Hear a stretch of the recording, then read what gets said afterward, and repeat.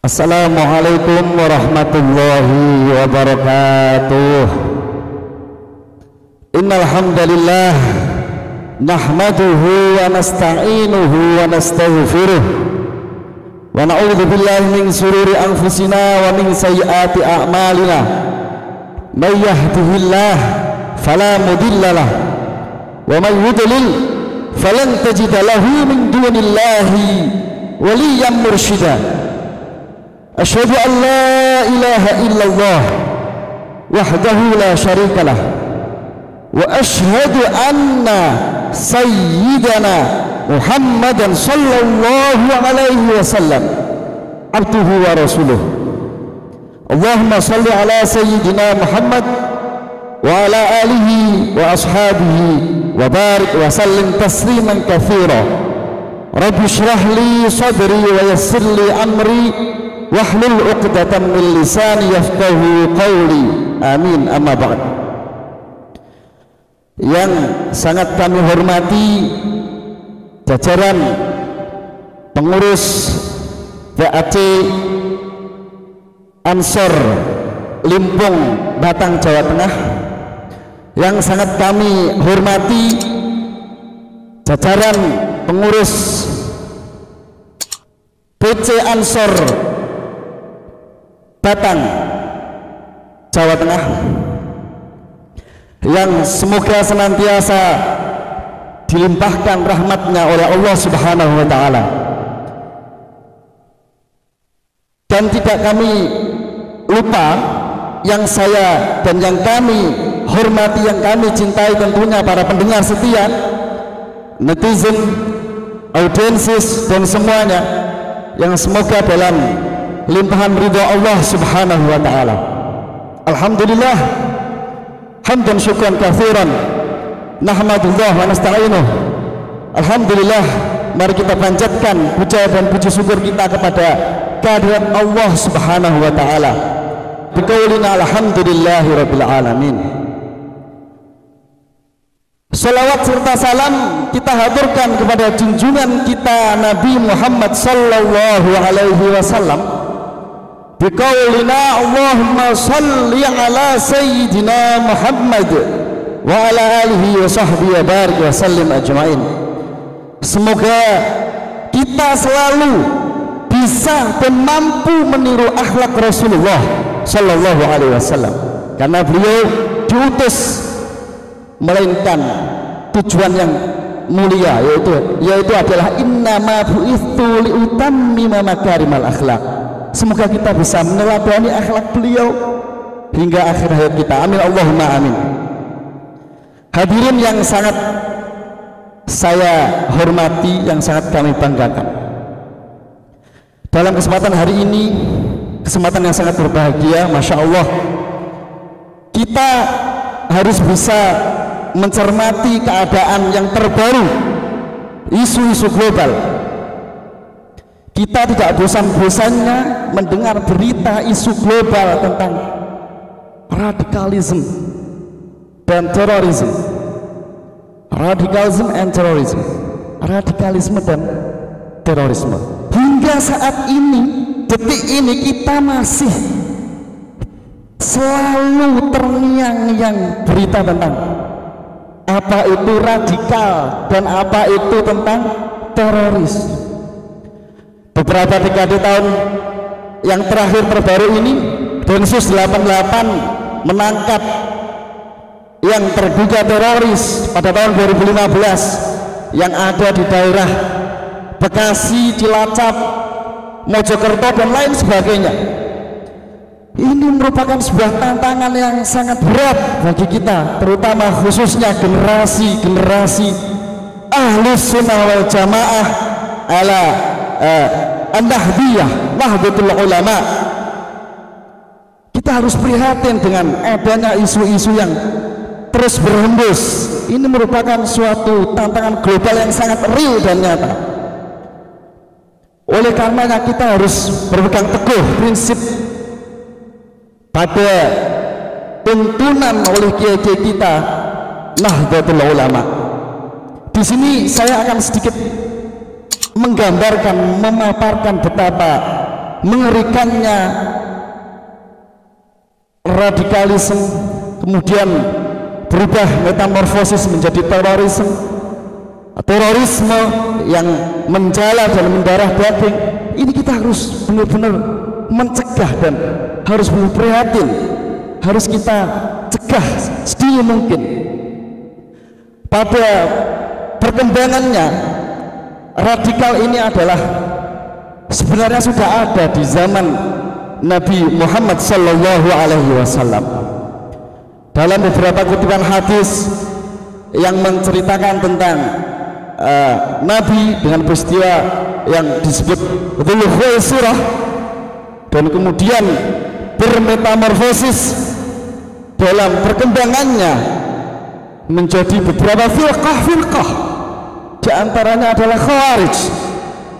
Tentu kita tahu dan maklum apa itu Khawarij, yang mana ketidaksepakatan perjanjian, yaitu adanya tahkim arbitrase. Pada saat itu Khalifah Sayyidina Ali ibn Abi Thalib karramallahu wajhah, perang yang dinamakan perang Siffin. Mereka mengatakan bahwasanya tidak mau setuju berpendapat dengan Sayyidina Ali. Ini kemudian berkembang hingga sampai pada saatnya zaman modern kini. Radikalisme terus dihembuskan. Salah satu faktor menurut penuturan daripada Scott Thomas dalam bukunya yang mengutip dalam judulnya The Global Resurgence of Religions, mengatakan bahwasanya radikalisme, faktor radikalisme ini sangat berhubungan erat, berkaitan erat dengan adanya dorongan jihad keagamaan. Ini sungguh sangat memprihatinkan. Hadirin sekalian, netizen yang selalu senantiasa dirahmati oleh Allah Subhanahu wa taala. Oleh karenanya, berkaca pada kenyataan yang sudah-sudah, mereka yang kemudian terjerumus dalam pengaruh doktrin dangkal radikal yang dalam istilahnya ya memakai ajaran, memahami dalam bentuk dohiriyah atau tekstual saja. Jadi pemahaman Al-Qur'annya dan hadisnya itu tidak secara tuntas, tidak secara kompleks, sehingga yang dibahas adalah perang radikal kekerasan. Dalam hal ini kenapa muncul ya, kenapa harus muncul radikal dalam isu terkini? Tokoh Muhammadiyah, beliau Bapak Syafi'i Ma'arif ya, mengemukakan ada 3 faktor kenapa di Indonesia khususnya terjadi radikal ya, terpengaruhi doktrin radikal. Karena satu, pertama, adanya kegagalan umat ya dalam menangani arus modernitas. Nah, ini perlu dipahami saudara-saudara sekalian. Sehingga apa? Sehingga ini menimbulkan adanya menghibur diri, sehingga mencari dalil sana sini ya, sehingga ketemu. Nah, kemudian berujung kepada arus radikal. Itu yang pertama. Yang kedua adalah bagaimana mungkin ya Indonesia ini sebenarnya harus ditanamkan hubbul watan minal iman ya. Menurut Buya Syafi'i Ma'arif, faktor yang kedua adalah dorongan kesetiakawanan mendukung bangsa-bangsa konflik sesama Islam ya, dengan berdalih sesama Islam, baik itu negara konflik di Timur Tengah diantaranya ya Mesir ya, kemudian Suriah, Palestina, yang terbarukan ini adalah Afghanistan. Ini sebagai bukti nyata real bahwasanya radikal ini selalu manjur, digelindingkan, dihembuskan secara terus menerus.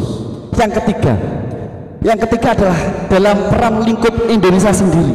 mereka terdoktrin bahwasanya ada kegagalan secara menyeluruh, tidak adanya keadilan secara merata, tidak terciptanya kesejahteraan. Ini perlu kita pahami bersama, sehingga kita jauh-jauh hari, bahkan kita dalam diri kita, keluarga kita yang paling terdekat kita, sehingga semuanya harus mempunyai rasa pedoman hubbul waton minal iman secara menyeluruh dan kuat mengakar. Bismillah, hadirin hadirat yang sangat kami muliakan. Sebetulnya pada muktamar NU di Jombang ya Agustus tahun 2015, tanggal 1 sampai tanggal 5 2015, para ulama kita, sesepuh kita yang pada waktu itu dicetuskannya Ahlul Halli wal Aqdi, dan kemudian memutuskan mengukuhkan dengan tema mengukuhkan Islam Nusantara untuk Indonesia dan peradaban dunia.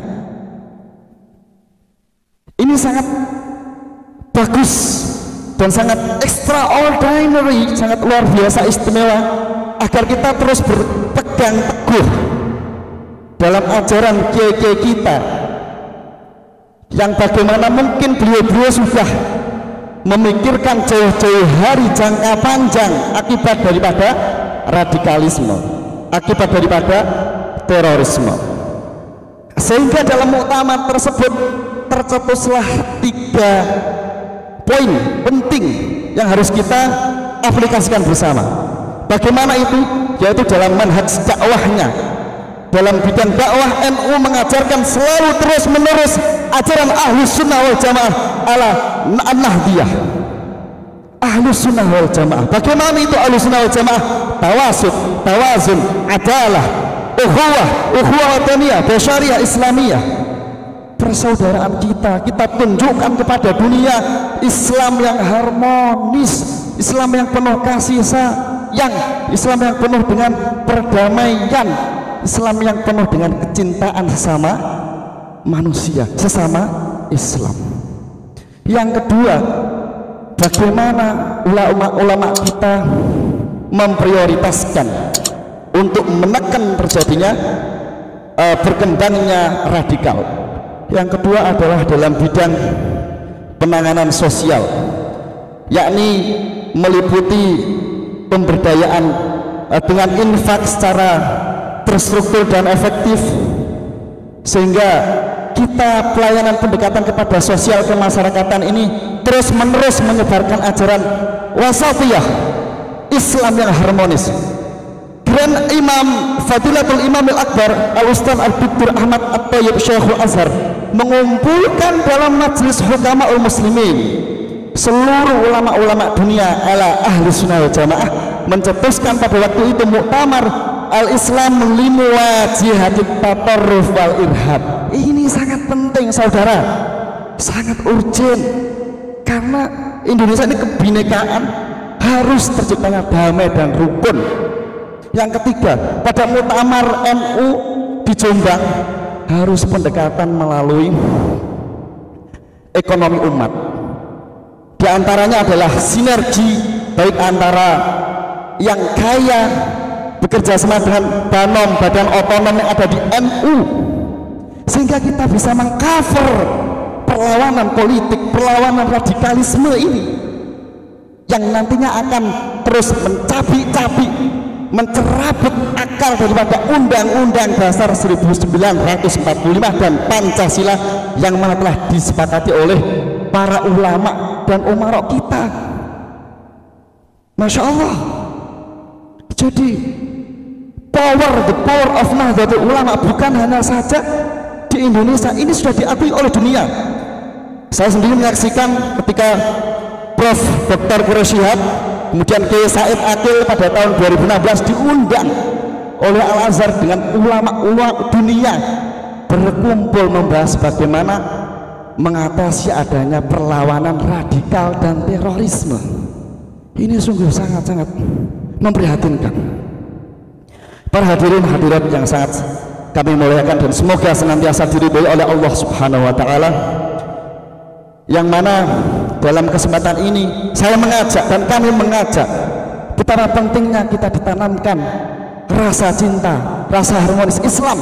Kita harus mengetahui pengertian dan definisi makna al-Islam yang diambil dari kata salima al-muslimu. Qala Nabi sallallahu alaihi wasallam, al-muslimu man salimal muslimuna min lisanihi wa yadihi. Apa itu yang dinamakan Islam secara sebenar-benarnya? Apa itu yang dinamakan muslim secara sebenar-benarnya? Syekhina wa murabbi ruhina Profesor Dr. Kiai Said Akil Siraj mengatakan Indonesia ini dibentuk dengan asas pondasi dasar bukan Darul Islam, tetapi apa? Darussalam. Ini tolong kita cermati bersama bahwasanya Indonesia ini adalah agamanya berbagai macam agama. Tentu ini khilafah Islamiyah itu sangat tidak relevan bagi negara kita Indonesia. Ini isu yang terus-menerus dihembuskan oleh kelompok-kelompok mereka, dan kita harus wajib hukumnya untuk berdakwah, menyuarakan kebenaran, manhaj al-wasati, ya.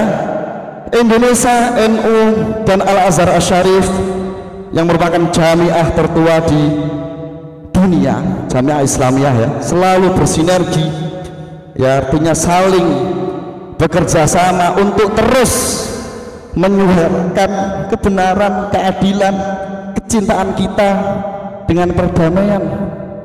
Bahkan Syekhul Azhar mencontohkan untuk selalu hidup rukun dengan bersalaman dengan Paus Fransiskus, ya, ketika di Vatikan, baik itu di Mesir. Ini contoh akhlak yang luar biasa. Man al-muslim, man al-muslim al-hakiki, qala Rasulullah sallallahu alaihi wasallam, itu tadi, ya. Kemudian contoh yang bisa kita ambil bahwasanya yang secara nyata, ya, sorahatan, wadih, Rasulullah selalu mengedepankan akhlak yang lemah lembut, rahmah. Qala Allah Ta'ala, bismillahirrahmanirrahim, wa ma arsalnaka illa rahmatan lil alamin. Nabi Muhammad diutus di dunia ini, tujuannya apa sih? Kalau tidak semata-mata untuk rahmat ke seluruh alam. Dan kita sebagai umat muslim jangan sampai terpancing, ya, ajaran radikalisme. Jangan sampai terpancing ajaran kekerasan, syiddah. Islam itu harus lemah lembut, tidak syiddah, tidak dengan kekerasan. Islam, NU, kita dakwah mengajak bukan mengejek, dakwah merangkul bukan memukul, dakwah lemah lembut dengan secara paksaan. Mudah-mudahan hadirin hadirat yang senantiasa dirahmati oleh Allah Subhanahu wa taala, semoga kita senantiasa mendapatkan inayah waridho minallah, sehingga terus konsisten, komitmen, kontinu untuk ikut berkhidmah di NU, wabil khusus Ansor pemuda-pemuda NU yang selalu khidmah kepada kiai-kiai kita untuk selalu memerangi ajaran radikal dan moderat. Terima kasih. Diri saya pribadi, saya Saiful Umar, walafu minkum, bismillahirrahmanirrahim. Apabila ada kesalahan dan tutur kata yang kurang berkenan, saya pribadi mohon maaf yang sebesar-besarnya. Allahumma sholli ala sayyidina Muhammadin wa ala alihi washabihi wa barik wa sallim ajmain. Wallahu yaqdi bihibatin wafirah li walahu fi darajatil akhirah wal afu minkum. Wassalamu alaikum warahmatullahi wabarakatuh.